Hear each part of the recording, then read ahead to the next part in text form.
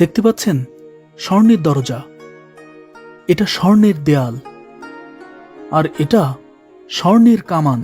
শুধু স্বর্ণ আর স্বর্ণ। হ্যাঁ দর্শক, এই দুনিয়ায় এমন একজন সুলতান এখনো বেঁচে আছেন, যিনি চলাফেরা করেন স্বর্ণের বিমানে, বসবাস করেন স্বর্ণের প্রাসাদে, পরিধান করেন স্বর্ণের পোশাক, আর চুল কাটার পেছনে মাসে খরচ করেন প্রায় 24 লাখ টাকা। বলছি সুখ, সমৃদ্ধি, আরাম আর আয়েশি জীবনে ভরপুর দেশ ব্রুনাইয়ের সুলতান হাসান আল বলখিয়ার কথা। ইনারা সবাই সুলতানের সঙ্গে দেখা করতে এসেছেন, আমিও এসেছি। হ্যাঁ দর্শক, বাংলাদেশের প্রথম কন্টেন্ট ক্রিয়েটর হিসেবে আজ আমি এসেছি সুলতান হাসান আল বলখিয়ার স্বর্ণে মোড়ানো সেই বিলাসবহুল প্রাসাদে, যার অন্দর শুধুই রাজকীয়তা আর রাজসিক সব আয়োজনে ভরপুর। দেখা করেছি সুলতান হাসান আল বলখিয়ার সঙ্গেও। বেঙ্গল ডিসকভারির পর্দায় আজ আপনি দেখতে যাচ্ছেন পৃথিবীর বিখ্যাত সুলতান হাসান আল বলখিয়ার রাজসিক আয়োজন হারি রায়া।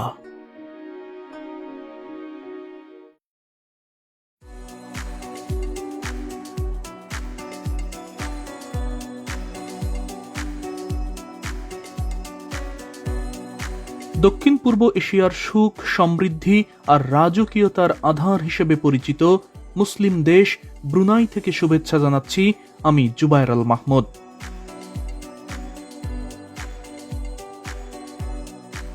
দর্শক মণ্ডলী, আজ আমি আপনাদের নিয়ে এসেছি দুনিয়ার এমন এক বিস্ময়কর দেশে যেখানে চালু আছে শরিয়া আইন।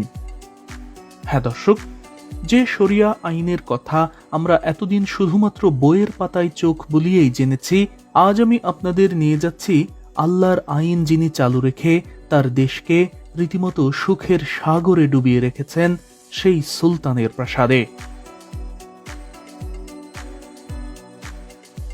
সুলতান হাসান আল বলখিয়ার প্রাসাদের নাম ইস্তানা নুরুল ইমান। তবে সেখানে যাওয়ার আগে আমাদের জানা দরকার ব্রুনাই আসলে ঠিক কতটা ধনী।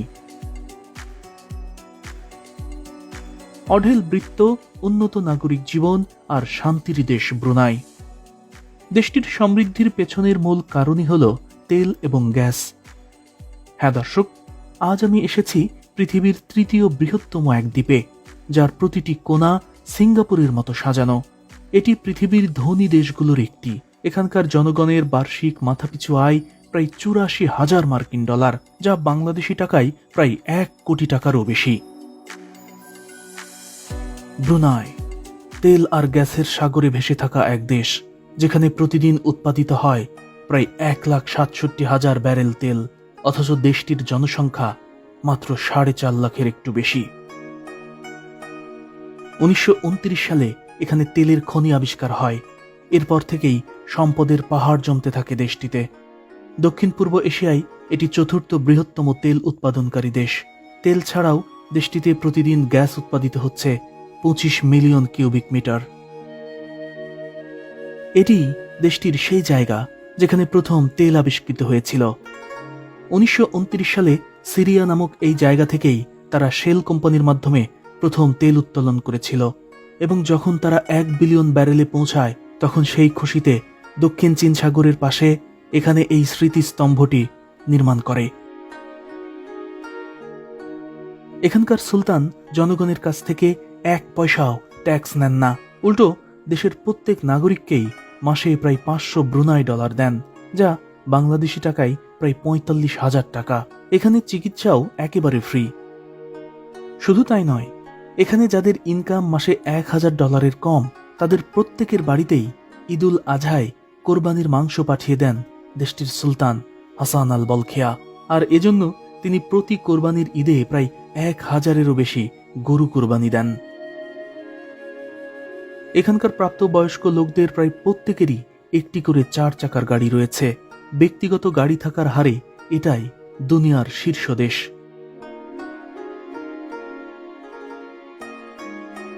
পূর্ব এশিয়ার বুর্নয় দ্বীপের উত্তরে অবস্থিত ব্রুনাই দারুস সালাম। দেশটির উত্তরে দক্ষিণ চীন সাগর, আর বাকি 3 দিক ঘিরে রয়েছে মালয়েশিয়ার সারুয়াক প্রদেশের সীমানা। তবে এই দেশটির আয়তন খুব বেশি নয়, মাত্র 2226 বর্গমাইল। এখানে 2019 সাল থেকে শরিয়া আইন চালু আছে, তাই অপরাধের কথা কেউ চিন্তাও করতে পারে না। চুরি করলে এখানে হাত কেটে নেওয়ার বিধান রয়েছে। তবে এখানে ইসলামী আইন চালু থাকলেও পুরুষের চেয়ে নারীরাই বেশি কাজ করেন।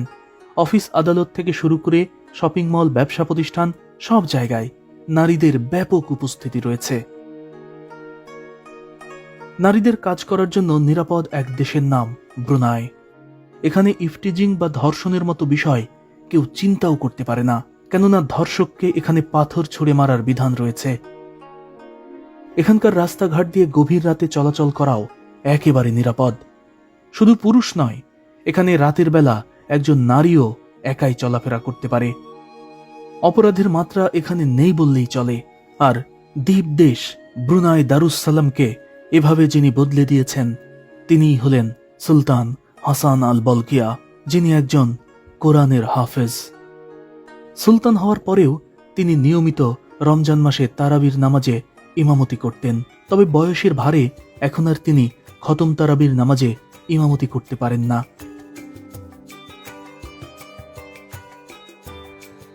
এখানকার শতভাগ মুসলিম বাসিন্দাদের কোরআন শিক্ষা বাধ্যতামূলক, তাই ব্রুনাইয়ের সকল মুসলমানই কোরআন হাদিসের জ্ঞান রাখে, যে কারণে এখানে ওয়াজ মাহফিলের প্রয়োজন হয় না। দেশটির সরকারি ভাষা মালয় হলেও এখানকার শতভাগ মানুষ আরবি পড়তে এবং লিখতে জানে, অর্থও বুঝে। আর তাই এখানকার রাস্তাঘাট, দোকানপাট সহ বিভিন্ন সাইনবোর্ডে আরবি ভাষার ব্যাপকতা লক্ষ্য করা যায়। শুধু তাই নয়, এখানকার সুলতান তার দেশের প্রত্যেক নাগরিককে বিনা পয়সায় একটি করে বাড়িও নির্মাণ করে দেন। আমরা বইয়ের পাতায় মৌলিক চাহিদা হিসেবে যেগুলো জেনে এসেছি, এখানকার নাগরিকরা তার সবই পায় একেবারে বিনামূল্যে। হ্যাঁ দর্শক, আজ আমি যাচ্ছি আল্লাহর আইন চালু রেখে যিনি নিজের দেশকে সুখ আর শান্তির দেশে পরিণত করেছেন, সেই সুলতান হাসান আল বলকিয়ার প্রাসাদে। মূলত তিনি প্রতি বছর ঈদুল ফিতরের দ্বিতীয় এবং তৃতীয় দিনে তার প্রাসাদ সবার জন্য উন্মুক্ত রাখেন, যেখানে খাওয়া দাওয়া থেকে শুরু করে তার প্রাসাদে আগতদের জন্য তিনি উপহার সামগ্রীও প্রস্তুত রাখেন। আমি এখন যাচ্ছি ব্রুনাইয়ের সুলতানের প্রাসাদে। আমরা সুলতানের সঙ্গে দেখা করব এবং জীবনে এই প্রথম কোনো ক্ষমতাধর সুলতান যিনি এখনো সিংহাসনে, তার সঙ্গে মোলাকাত করতে যাচ্ছি, দেখা করতে যাচ্ছি, তাকে নিজের চোখে দেখবো ইনশাআল্লাহ। আর এ কারণেই সাত সকালে বের হয়েছি।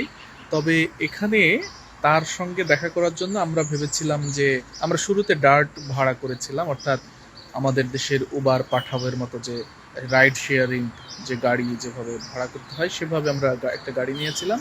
তো এই গাড়ি আসলে মূল প্রাসাদে যেতে পারবে না, কারণ নিয়ম নেই। প্রাসাদে যায় শুধুমাত্র শাটল বাস। হারিরায় অনুষ্ঠানে যোগ দিতে শহর জুড়েই নানা জায়গায় মানুষ ওঠানোর জন্য এই ধরনের পিকআপ পয়েন্ট চালু করা হয়। সুলতানের সঙ্গে দেখা করতে ব্রুনাইবাসীরা তাদের জাতীয় পোশাক পরে এই অস্থায়ী পিকআপ পয়েন্টে জড়ো হতে থাকেন সাত সকাল থেকে। তবে আমাদের বাসে যাওয়ার কথা থাকলেও বাস আসতে দেরি করায় ওঠানো হলো একটি মাইক্রোবাসে। তবে প্রাসাদে প্রবেশের জন্য বেশ কিছু নিয়ম কানুন রয়েছে, যেমন সেখানে কোনো ক্যামেরা নিয়ে যাওয়া যাবে না, তবে মোবাইল নিয়ে যাওয়া যাবে। এমনকি ব্রুনাইবাসীদের বাধ্যতামূলকভাবে পরতে হবে তাদের জাতীয় পোশাক, জুতার রং হতে হবে কালো।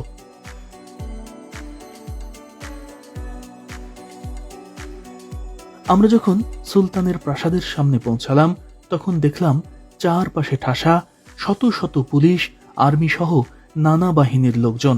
জায়গাটি রীতিমতো নিরাপত্তার চাদরে মোড়া। এই যে ফটকটি দেখতে পাচ্ছেন, এটাই সুলতানের প্রাসাদে প্রবেশের প্রথম গেট। এই ফটক পর্যন্ত সারা বছরই যে কেউই বিনা অনুমতিতেই আসতে পারে। তবে আমরা আজ যাচ্ছি প্রাসাদের একেবারে ভেতরে। দর্শক দেখুন কি সুন্দর সবুজ প্রান্তর, আমার কাছে মনে হচ্ছে আমি নিউজিল্যান্ডে চলে এসেছি, কিংবা সুইজারল্যান্ড বা ইউরোপের কোনো দেশে আছি। সুলতানের প্রাসাদের আশপাশ এতটা সবুজ গালিচায় মোড়ানো। এই যে দেখুন, এটা সুলতানের পোলো খেলার মাঠ। এই মাঠেই সুলতান ঘোড়ায় চড়ে পোলো খেলেন। মাঠটি কি সুন্দর আর কি বিশাল, একবার দেখুন। ওই যে দেখুন, দেখতে পাচ্ছেন একটি গম্বুজ, ওটাই স্বর্ণের গম্বুজ। কি বিশাল! আমি সামনে যত এগিয়ে যাচ্ছি ততই মনে হচ্ছে আমি যেন স্বপ্নের কোনো দেশে এসেছি।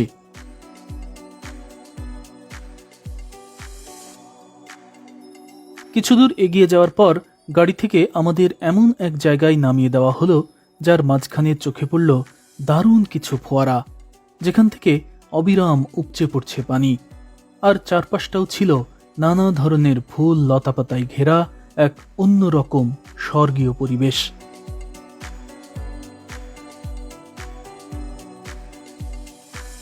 পায়ে হেঁটে সামনে কিছু দূর এগিয়ে যেতেই হঠাৎই চোখে পড়ল প্রাসাদের উপরে থাকা এক বিশাল আকারের স্বর্ণের গম্বুজ। হ্যাঁ দর্শক, এটাই ব্রুনাইয়ের সুলতান হাসান আল বলখিয়ার প্রাসাদের স্বর্ণের গম্বুজ। তবে এখানে আসার পথে স্বর্ণের যে গম্বুজটি প্রথম চোখে পড়েছিল, এই গম্বুজটি সেটি নয়। রাজকীয় এই প্রাসাদের দুই প্রান্তে দুটি স্বর্ণের গম্বুজ আছে।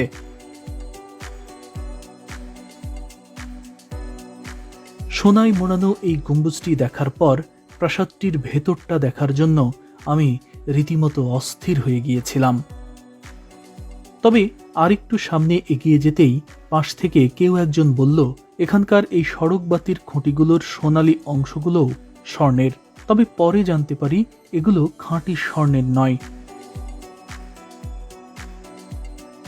দর্শক দেখুন, কি দারুণ করে প্রলেপগুলো দেওয়া হয়েছে। হঠাৎ কেউ যদি এটা দেখে তাহলে আমি নিশ্চিত সে এটাকে স্বর্ণই মনে করবে, কারণ এখানে যে পরিমাণে স্বর্ণের আধিক্য, স্বর্ণ মনে করাটাই স্বাভাবিক। তবে খাঁটি স্বর্ণ রয়েছে গম্বুজে এবং প্রাসাদের ভেতরে। তবে এই ডিজাইনগুলো দেখুন, কি দারুণ। ব্রুনাই এটি একটি উন্নত দেশ। এখানকার রাস্তাঘাট সবকিছু একদম আলাদা। দেশটি এমন এক ব্রিজ নির্মাণ করেছে যেটি প্রায় 30 কিলোমিটার লম্বা। তবে দেশটি খুবই ছোট এবং এর দুটো পৃথক অংশ রয়েছে। আর পুরো এই দ্বীপকে বলা হয় বুর্নিও, পৃথিবীর তৃতীয় বৃহত্তম দ্বীপ, যার চারপাশে রয়েছে মালয়েশিয়া। আর এখানকার পৃথক দুটি দ্বীপকে সংযুক্ত করতেই দেশটি এই কুল কিনারাহীন ব্রিজটি বানিয়েছে। তবে শুরুতে ব্রুনাই সালতানাতের বিস্তৃতি ছিল ফিলিপাইন্স এবং ভিয়েতনাম পর্যন্ত। মালয়েশিয়ারও কিছু অংশ ব্রুনাইয়েরই অধীনে ছিল। সুলতান হাসান আল বলখিয়া ব্রুনাইয়ের 29তম সুলতান। 1368 সালে সুলতান মোহাম্মদ শাহ প্রতিষ্ঠা করেন ব্রুনাই সালতানাত। কিন্তু 1846 সালে দেশটি দখল করে নেয় ব্রিটিশরা। তবে তারা দেশটি দখল করলেও এখানকার সিংহাসনে ছিলেন সুলতানরাই। তবে তাদের কোনো ক্ষমতা বা কর্তৃত্ব ছিল না। সুলতান হাসান আল বলখিয়া ব্রুনাইয়ের সিংহাসনে বসেন 1967 সালে। এরপর 1984 সালে দেশটি ব্রিটিশদের কাছ থেকে স্বাধীন হয়। স্বাধীন হওয়ার বছর 10 পর থেকেই এই দেশের মানুষ গোটা দুনিয়াকে জানান দেয় তাদের সম্পদ আর প্রাচুর্যের কথা। এখানকার সুলতানের স্বর্ণের প্রতি ব্যাপক আগ্রহ রয়েছে। তার হাজার হাজার ব্যক্তিগত গাড়ি রয়েছে, যার মধ্যে এমন গাড়িও রয়েছে যেটা খাঁটি স্বর্ণের। সুলতান হাসান আল বলখিয়া বিশ্বের শীর্ষ ধনীদের একজন, যিনি তার বিলাসবহুল জীবনযাত্রার জন্য বেশ আলোচিত। তার সম্পদের পরিমাণ প্রায় 3000 কোটি মার্কিন ডলার, যা বাংলাদেশি টাকায় প্রায় 4.25 লাখ কোটি টাকা। এছাড়াও তার যুক্তরাষ্ট্র, যুক্তরাজ্য এবং ইউরোপের বিভিন্ন দেশে অনেকগুলো বিলাসবহুল 7 স্টার হোটেল রয়েছে। রয়েছে পৃথিবীর একমাত্র স্বর্ণের বিমান। এছাড়াও রয়েছে রয়্যাল ব্রুনাই নামের একটি বিমান সংস্থা। ব্রুনাই আন্তর্জাতিক বিমানবন্দরে গেলেই আপনি দেখতে পাবেন এখানকার রয়্যাল ফ্যামিলির বিমান সংস্থা রয়্যাল ব্রুনাইয়ের ভিআইপি লাউঞ্জ। এটি এমন এক দেশ যার গল্প শুধু সোনা আর রূপা দিয়ে তৈরি এক আরব্য রজনীর মতো। এটা সুলতানের স্বর্ণের ঘড়ি, টেবিল ঘড়ি। স্বর্ণ দিয়ে হাতির গাড়ি তৈরি করা হয়েছে এবং তার উপরে একটি অসাধারণ ঘড়ি সেট করা হয়েছে, স্বর্ণের ঘড়ি।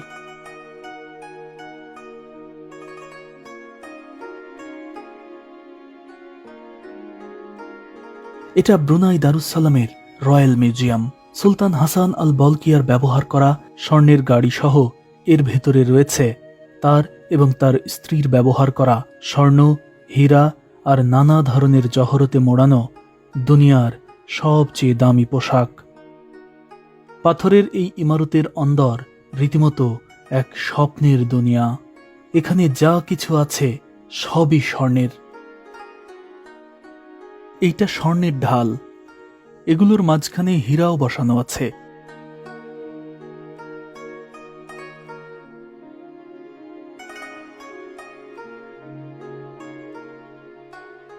তবে এই স্বর্ণের ঢাল তলোয়ার যুদ্ধ করার জন্য নয়, বরং এগুলো আভিজাত্যের প্রতীক। এটি সুলতানের স্বর্ণে মোড়ানো রাজকীয় হল রুম। এখানে সোনালী রঙের যা কিছু দেখতে পাচ্ছেন সবই স্বর্ণের, খাঁটি স্বর্ণের। দেখুন, এটা কিন্তু স্বর্ণের দেয়াল। জীবনে এই প্রথম আমি কোনো স্বর্ণের দেয়াল স্পর্শ করলাম, 24 ক্যারেটের স্বর্ণ। তবে এটি সুলতানের প্রাসাদের রেপ্লিকা হলেও এটি স্বর্ণ দিয়েই তৈরি করা হয়েছে। আর এই হলরুমটি রয়েছে সুলতানের রাজকীয় প্রাসাদ ইস্তানা নুরুল ইমানে। আমি এখন আছি সুলতানের প্রাসাদে। সুলতানের সঙ্গে দেখা করার প্রথম পর্বে আমাকে প্রবেশ করতে হবে এই কক্ষে। এর ভেতরেই রয়েছে স্বর্ণে মোড়ানো সেই হলরুম। হ্যাঁ দর্শক, রয়্যাল মিউজিয়ামে থাকা স্বর্ণ, হীরা আর জহরতে মোড়ানো সুলতানের পোশাক আর স্বর্ণের গাড়ি দেখানোর আগে আমি আপনাদের দেখাতে চাই সুলতানের প্রাসাদের অন্দর।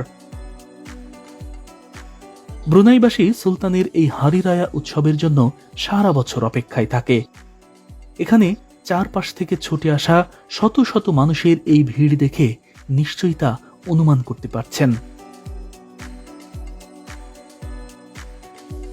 তবে এই উৎসবে যারাই আসুক না কেন, যত বড় পদের লোকই আসুক না কেন, সবাইকে সারিবদ্ধভাবে প্রবেশ করতে হয়। এখানে কোনো সিনিয়র জুনিয়র কিংবা দলীয় কোনো কোটা নেই, সবার জন্য একই নিয়ম।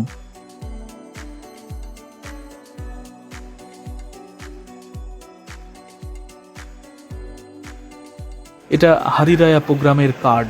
এই কার্ড এখান থেকে আমাকে দিয়েছে, তবে এই কার্ডটি সব সময় সঙ্গে রাখতে হবে। এটি হারিয়ে গেলে আপনি সুলতানের সঙ্গে দেখা করতে পারবেন না। বিশেষ এই কার্ড দেখানোর পর সারিবদ্ধভাবে সামনে এগিয়ে যেতে থাকলাম। খেয়াল করে দেখলাম এখানে প্রায় সবাই এসেছেন কালো রঙের জুতা পরেই। তবে আমার কালো রঙের জুতা না থাকলেও একজন বিদেশি পর্যটক হিসেবে আমি এই ছাই রঙের জুতা পরেই প্রাসাদে প্রবেশের অনুমতি পেয়ে যাই।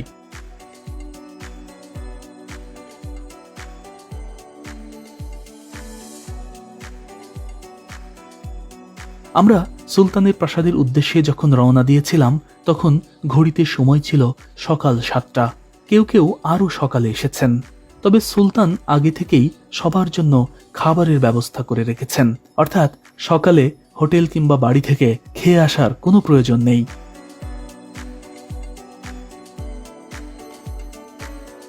এটা বাফেট আয়োজন, মানে আপনি যত ইচ্ছা তত খেতে পারবেন এবং যা ইচ্ছা তাই নিতে পারবেন। তবে অবশ্যই এভাবে লাইন ধরে সুশৃঙ্খলভাবে খাবার নিতে হবে। তবে এখানে ছেলে এবং মেয়েদের আলাদা লাইন মেনটেন করতে হয়। এমনকি সুলতানের সাথে দেখা করার অনুমতিও রয়েছে শুধুমাত্র পুরুষদের, আর নারীরা অনুমতি পান সুলতানার সঙ্গে দেখা করার। পুরুষরা অবশ্য সুলতানার সঙ্গে দেখা করার অনুমতি পান না। সুলতান হাসান আল বলকিয়া আমাদের জন্য নানা ধরনের খাবারের ব্যবস্থা রেখেছেন। তবে কাজু বাদামে ভরপুর প্রায় তেলবিহীন এই বিরিয়ানির স্বাদ আমি হয়তো কোনোদিনও ভুলব না। এটা এতটা সুস্বাদু ছিল।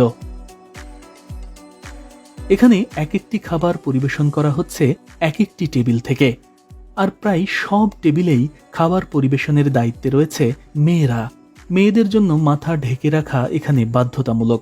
তবে এখানে শরিয়া আইন চললেও এখানকার মেয়েরা ঘরের কোনায় বসে থাকে না, কেননা ইসলাম মেয়েদের যে যে অধিকারগুলো দিয়েছে তার সবই করতে পারে এখানকার মেয়েরা। আমাদের নবীজি সাল্লাল্লাহু আলাইহি ওয়াসাল্লামের স্ত্রী মা খাদিজাতুল কুবরা রাদিয়াল্লাহু তাআলা আনহা একজন বিজনেসম্যান ছিলেন। তাই এখানকার মেয়েরাও ইসলামী পোশাক পরে চাকরি, ব্যবসা সবই করতে পারে। এমনকি ছেলে মেয়ে একসাথেও কাজ করতে পারে এখানে। তবে এত কিছুর পরেও মেয়েদের উত্ত্যক্ত করার সাহস এখানে কেউ পায় না, কারণ দেশটিতে আইনের প্রয়োগ আছে। এখানে অপরাধীকে বাঁচাতে মামা খালু বা নিজের পিতামাতারও এগিয়ে আসার সুযোগ নেই। এখানে অভিভাবক একজনই, আর তিনি হলেন সুলতান হাসান আল বলকিয়া। এখানে এত পদের খাবার যে আপনি গুণে শেষ করতে পারবেন না। দেখুন, আমার প্লেট একেবারে উপচে পড়ছে, আরও অনেক পদ বাকি আছে। সবগুলো খাওয়া কোনোভাবেই সম্ভব নয়, তাই আমার যতটুকু প্রয়োজন ততটুকুই নিয়েছি।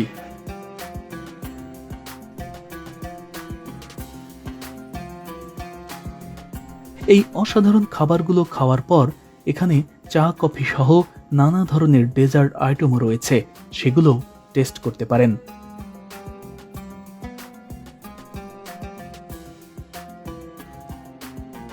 খাবারের এই হলরুমটি বিশাল, একসাথে প্রায় 5,000 মানুষ খেতে পারে।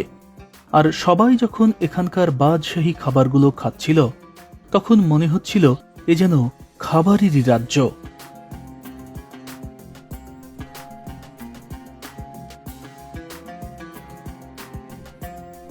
খাওয়া দাওয়া শেষ করে আবারও লাইনে দাঁড়াতে হলো সবাইকে।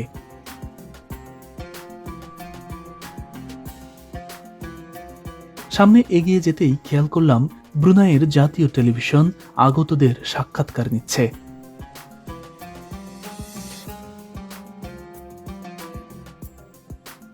সুলতানের বাদশাহী প্রাসাদ কত ধরনের ঝাড়বাতি দিয়ে যে সাজানো তা আমি বলে বোঝাতে পারবো না।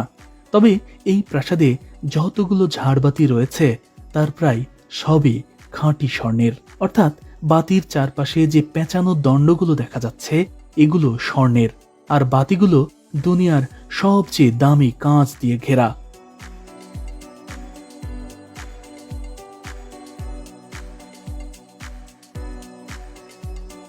সুলতানের এই প্রাসাদে মোট 1700টি কক্ষ রয়েছে, যার মধ্যে সুলতান এবং সুলতানা যে কক্ষে থাকেন তা স্বর্ণ দিয়ে তৈরি। তবে প্রাসাদটির সব জায়গায় যাওয়ার অনুমতি নেই। এরপরও আমি এখানকার এমন কিছু ছবি পেয়েছি যা দেখলে আপনিও চমকে উঠবেন। এখানকার সুলতান যে খাটে ঘুমান সেটি স্বর্ণের খাট। দেয়ালে রয়েছে পৃথিবীর সবচেয়ে দামি পেইন্টিং। এছাড়াও সিলিং, বারান্দা, দরজা সবই আলিশান এবং স্বর্ণের। সুলতানের টয়লেটও স্বর্ণের। তিনি যেখানে গোসল করেন সেটাও স্বর্ণের বাথটাব। এমনকি তিনি যেখানে হাত ধৌত করেন সেই বেসিনও স্বর্ণের। মোট কথা, সোনালী যা কিছু দেখছেন সবই 24 ক্যারেটের খাঁটি স্বর্ণ দিয়ে তৈরি। এমনকি রয়্যাল ফ্যামিলির সদস্যরা যে চেয়ারে বসেন সেগুলো স্বর্ণের চেয়ার। রাজপরিবারের এমন রাজকীয় বিয়ের আয়োজনে সুলতান মিলিয়ন মিলিয়ন ডলার ব্যয় করেন। এছাড়াও তার এই প্রাসাদে রয়েছে 110টি গাড়ির গ্যারেজ। সুলতান হাসান আল বলকিয়ার বহরে সবচেয়ে আকর্ষণীয় বাহন তার সোনায় মোড়ানো রাজকীয় রোলস রয়েলস। বিশেষ ডিজাইনের এই গাড়িটি দুনিয়ার সবচেয়ে দামি গাড়ি। সুলতান শুধুমাত্র বিশেষ অনুষ্ঠানে শহর পরিভ্রমণের সময় এই গাড়িটি ব্যবহার করেন। এছাড়াও সুলতানের রয়েছে কয়েকশো ফেরারি গাড়ি। এর বাইরেও রয়েছে ল্যাম্বরগিনি, পোর্সেস সহ দুর্লভ এবং লিমিটেড এডিশন গাড়িরও লোভনীয় বহর। সুলতান হাসান আল বলকিয়া, যার কাছে দুর্লভ বলে কিছু নেই, শৌখিনতা যার পায়ের কাছে এসে দোলা দেয়। 50তম জন্মদিনে সুলতানের ইচ্ছা হয়েছিল তিনি তার প্রাসাদে বসে মাইকেল জ্যাকসনের গান শুনবেন। যেই কথা সেই কাজ। $70 লাখ দিয়ে উড়িয়ে আনা হলো মাইকেল জ্যাকসনকে, যা বাংলাদেশি টাকায় প্রায় ৮৬ কোটি টাকা। সুলতানের সঙ্গে দেখা করতে আরও কিছুক্ষণ অপেক্ষা করতে হবে আমাদের, তাই সবাইকে এবার বসানো হলো সেই হলরুমে যেটি আমি রয়্যাল মিউজিয়ামে দেখিয়েছিলাম। হ্যাঁ দর্শক, এটাই সেই স্বর্ণের মঞ্চ যেখানে বসে সুলতান হাসান আল বলকিয়া সহ রয়্যাল ফ্যামিলির সবাই নানা ধরনের প্রোগ্রামে অংশ নেন। ঈদের দিন বিভিন্ন দেশের রাষ্ট্রদূতের সাথে এখানেই সাক্ষাৎ অনুষ্ঠান করেন সুলতান। এই যে দেয়ালটি দেখতে পাচ্ছেন, এটা খাঁটি স্বর্ণের, আর আশপাশ থেকে যেগুলো ঝলক দিচ্ছে সেগুলো দুনিয়ার সবচেয়ে দামি কাঁচ। স্বর্ণের এই দেয়ালটি বিশাল এই হলরুমের দুই পাশে দুটি রয়েছে।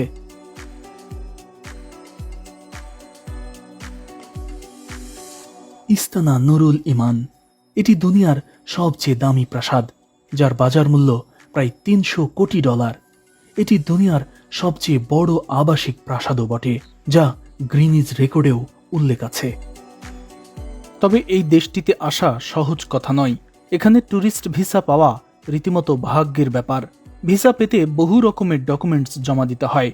তবে আমি অবশ্য কঠিন এই কাজটি সহজে পেতে ঢাকার বিখ্যাত একটি ট্রাভেল এজেন্সির সাথে যোগাযোগ করি।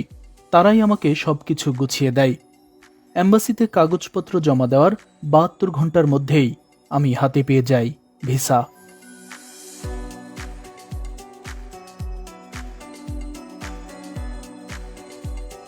এখানে চারপাশে যা কিছুই দেখবেন সবই স্বর্ণের। এইটা হলো সুলতানের গোল্ডেন কারেজ। সুলতান হাসান আল বলকিয়া যখন ব্রুনাইয়ের সুলতান হিসেবে স্বর্ণের মুকুট পরে যে গাড়িতে করে সারা শহর ঘুরেছিলেন, এটাই সেই গাড়ি।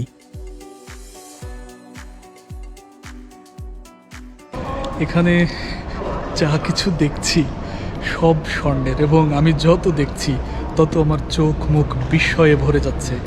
একটি গাড়ি পুরোটা স্বর্ণের হতে পারে। দেখুন, গাড়ির একবারে মাথা থেকে শেষ মাথা পর্যন্ত, শুরু থেকে শেষ মাথা পর্যন্ত পুরোটাই স্বর্ণের, পুরোটাই স্বর্ণের। স্বর্ণ ছাড়া এখানে কোনো কিছু নেই। দেখুন কি সুন্দর স্বর্ণ, এটা স্বর্ণের। বিশ্বাস হয়। শুধু এটাই নয়, এই যে পিছনে যে সিংহাসন দেখতে পাচ্ছেন সেটাও স্বর্ণের। আর এই সিংহাসনটা রাখা আছে কার উপরে জানেন? গাড়ির উপরে। এই গাড়িটাও স্বর্ণের। তবে এই গাড়ি তেলে চলে না, মানুষ চালায়, এবং মানুষ এই যে এই হাতলগুলো ধরে ধরে ধরে ধরে মানুষ টেনে নিয়ে যায়। দেখুন, এবং নিচে চাকা লাগানো আছে।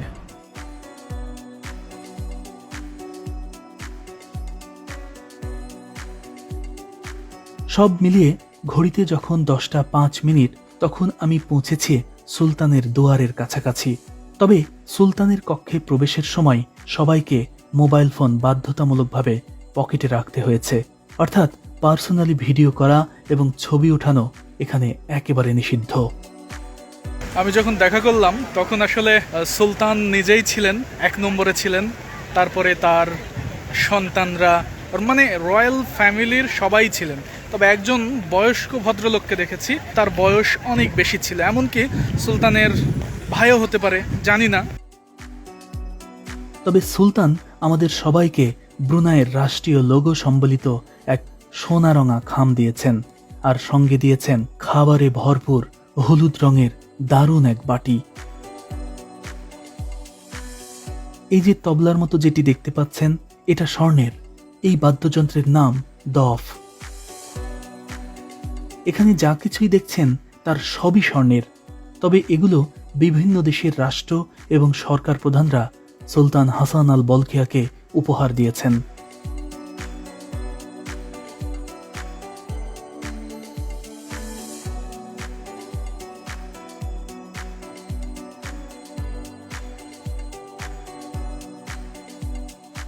এখানে স্বর্ণের একটি কামানও রয়েছে। জীবনে এই প্রথম কোনো স্বর্ণের কামান দেখলাম।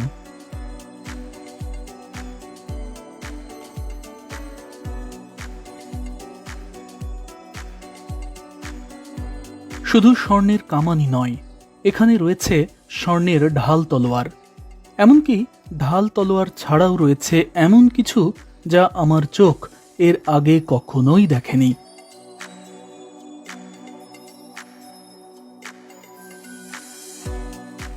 এইটার নাম আমি জানি না, তবে এই দণ্ডের সাদা যে অংশটি দেখতে পাচ্ছেন এটা রূপার, আর গোড়ার দিকে সোনালী রঙের যা কিছু দেখতে পাচ্ছেন এগুলো স্বর্ণের।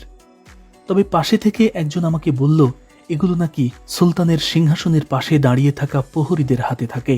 তবে এই যে সামনে যেটা দেখতে পাচ্ছেন এটা বাতি বসানোর স্ট্যান্ড, ক্যান্ডেল স্ট্যান্ড। তবে এখানেও স্বর্ণের ব্যবহার রয়েছে।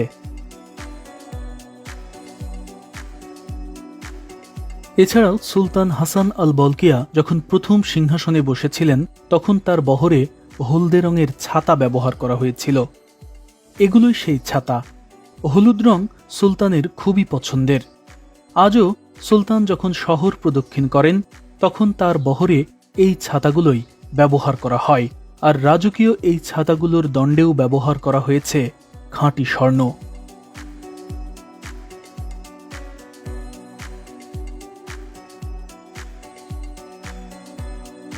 এই যে পোশাকটি দেখতে পাচ্ছেন এটা সুলতানের দুই স্ত্রীর স্বর্ণ, হীরা আর নানান জহরতে মোড়ানো রাজকীয় পোশাক।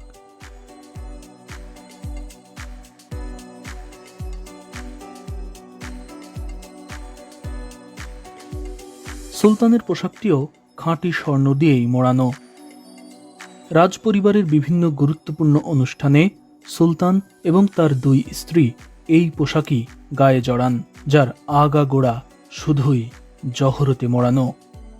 এই পোশাকটি দুনিয়ার সবচেয়ে দামি পোশাকের একটি।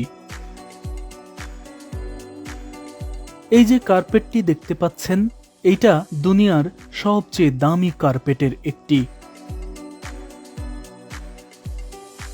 ভেতরে অবাক করা আরো নানান কিছু রয়েছে, তবে সবখানে ভিডিও করার অনুমতি নেই।